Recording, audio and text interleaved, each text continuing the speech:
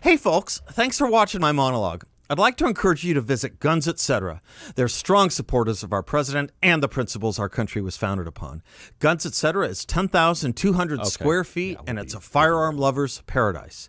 And for all your online firearms needs, just click on gunsetcetera.com.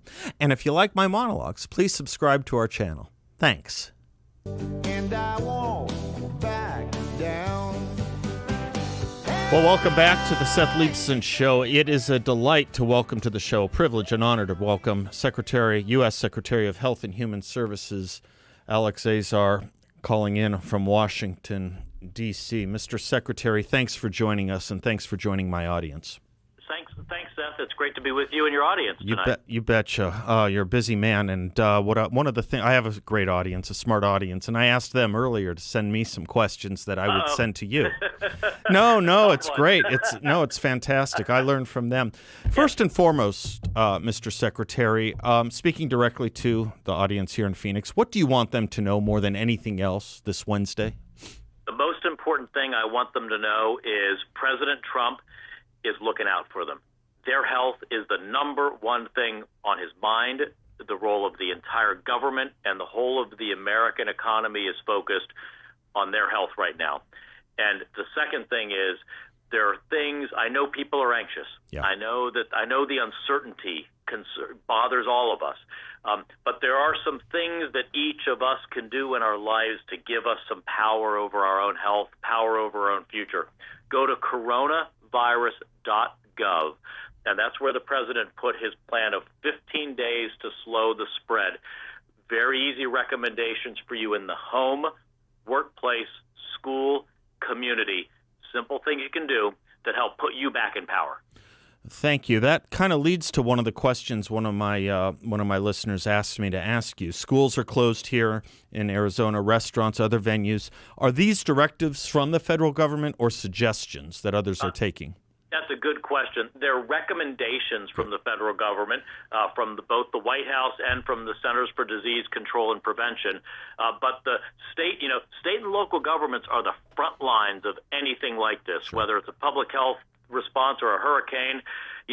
Our system is locally activated, state managed, and federally supported. Right. So we make recommendations, but it's up to your local officials to make these calls. Yeah, I want to remind people of their Federalist Papers, right? As James Madison said, partly federal, partly national is our country. When we start looking at these recommendations, Mr. Secretary, and we start following through on them, the closings, et cetera, what are the criteria you at HHS and others in the government are looking at for ending some of that, for relaxing some of that, for lifting some of those recommendations, if you will? Is it a number of new cases or deaths dropping? Is it better data? You pick up what I'm saying. You bet. So we focused on 15 days here of action, and what we're going to be doing is looking at data around spread of the disease. Right now, we've had Northern California, the Seattle area, a cluster in Massachusetts, a cluster in Florida, and then really what's become rather a vigorous outburst of cases in the New York area, as well as cases all over the country, largely driven by people who had traveled to various hotspots around the world. And so we're going to be looking to see, are more of those cells popping up, or the ones that we have, are we able to pull those down, settle those down? And we should be able to see that type of activity over these 2 weeks, and that'll help guide us with ongoing recommendations. Fantastic. It looks like, as I'm reading this, as I'm talking to you, I just got over the transom about an hour or two ago. It looks like the Senate just passed the first of a relief bill for those affected economically and otherwise. What are the elements of that give you confidence, that give us comfort? What is in that bill that we should look forward to? Well, I'm going to leave the economic fixes to the economic team. I'm the health guy, but I'll tell you, President Trump's delivered the strongest economy in our modern history. So while we're taking some hits here, the underlying fundamentals are extremely strong. But I can just tell you, and again, I'm not the expert on the legislation. President Trump, I'm in meetings with him every day. He has been passionate in his care and concern for the American worker, as well as America's small businesses. And so that he's got Secretary Mnuchin up there working on the Hill to deliver for the American people on this, because we know people are suffering on this, and we want to help them. No, my perspective is you've got the A-team up there with you and Mnuchin, and certainly the president and the vice president. I love our Surgeon General. Please tell him especially thank you from me next time you're in a meeting with him. I just think he's fantastic. But when you do talk about what the administration is doing, unfortunately, I guess you can't take politics out of policy. There are a lot of politics going on around this. Some have tried to make hay over slow responses, especially with regard to test kits that some say we turned down away. Can you clear that up for the audience, the test kit issue?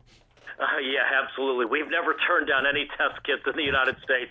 Our priority from day one, my priority, the president's priority, is get testing out there, get it out as much as possible. We were on this the minute we even heard a rumor of a novel coronavirus in China. The president took aggressive action 14 days after the first rumor was heard here to start surveillance of people coming from that area in China when they only had 45 cases in China. That's how ahead of this we were. And on testing, we have worked aggressively to try to support our private industry, to support our clinical labs, our hospitals, to get testing out there. We have removed almost every regulatory barrier that there could be to getting testing out there.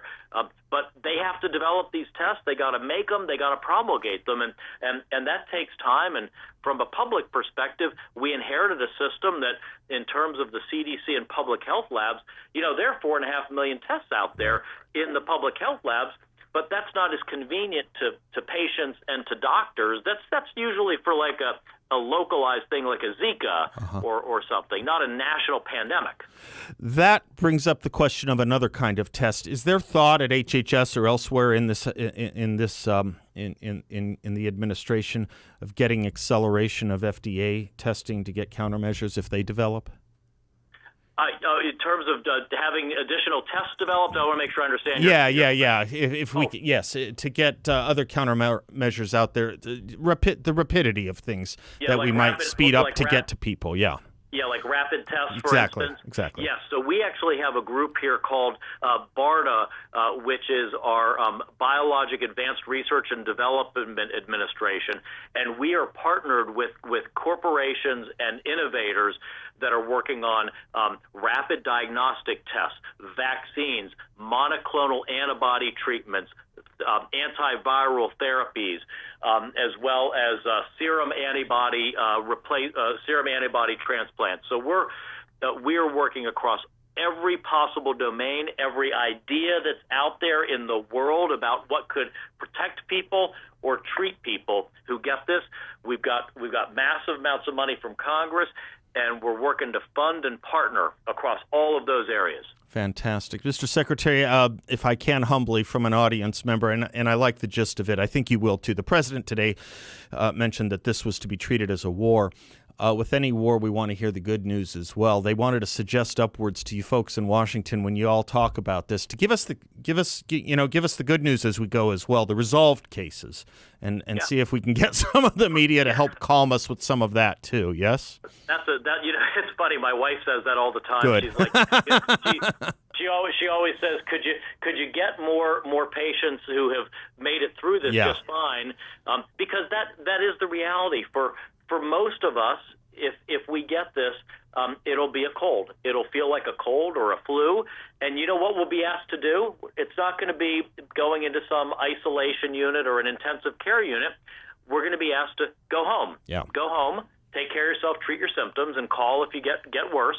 But for our seniors and certain medically fragile people, it's very dangerous. Sure, of course. We got to protect them. You bet. Secretary Azar, thank you so much for what you're doing. Thank you for spending some time with me and our audience. It means a ton. Thank you, sir. My pleasure, Seth. Thank you. Go get 'em.